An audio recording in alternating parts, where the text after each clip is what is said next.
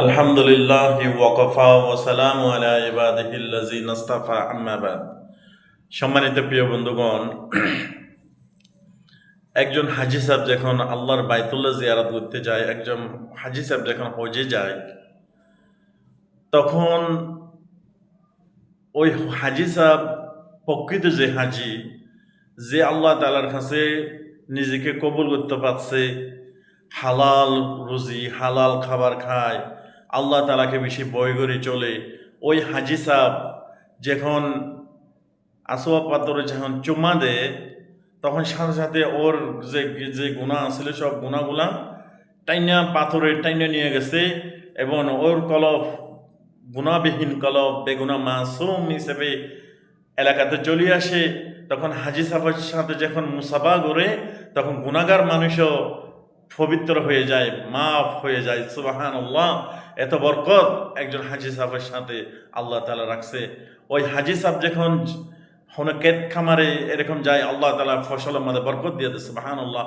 ওর রিজিককে আল্লাহ তাআলা এমনভাবে রিজিকে বরকত দান করে, একজন হাজী সাহেব প্রকৃত হাজী সাহেব যে আল্লাহ তাআলার কাছে কবুল হয়ে গেছে, এবং তিনি যেদিকে যায় সেদিকে আল্লাহ তাআলা তার রিজিককে প্রশস্ত করে দেয়। সুবহানাল্লাহ!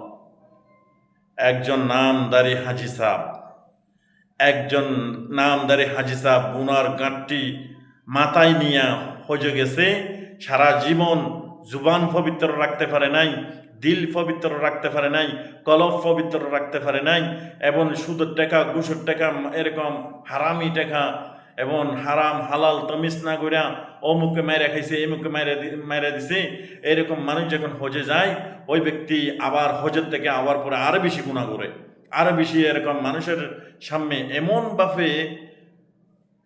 এমনভাবে মানে কি তে খারাপ, তখন বলে যে হজে যাই কি করবো, অমুক হাজি তো মানে এটি করে। ভাই, ইসলাম কোনো ব্যক্তির দলিল নয়, ইসলাম কোনো ব্যক্তির দলিল নয়। আপনি যদি ইসলামকে ফলো করতে চান, ব্যক্তিকে নয়, ওই ব্যক্তিকে ফলো করলে কিন্তু আপনি নিজেই ধ্বংস হয়ে যাবেন। আপনি ফলো করবেন কোরআন আর হাদিস, আপনি ফলো করবেন আগের জমানায় সাহাবা কেরাম আজমাইনদের জীবন, আপনি ফলো করবেন রসুল পাক সাল্লাল্লাহু আলাইহি ওয়াসাল্লামের সুন্নত, এগুলাকে আপনি তালাশ করবেন, এগুলার উপরে আমল করবেন, তখন আপনি হেদায়েত পাইবেন। আপনাকে যারা ফলো করবে তারাইও হেদায়েত পাবে। সুবহানাল্লাহ! কোনো ব্যক্তিকে নয়। ইসলাম কোনো ব্যক্তিকে ফতোয়া দিলে, কোনো ব্যক্তির দ্বারা ইসলাম ফতোয়া মানবে না। ইসলামের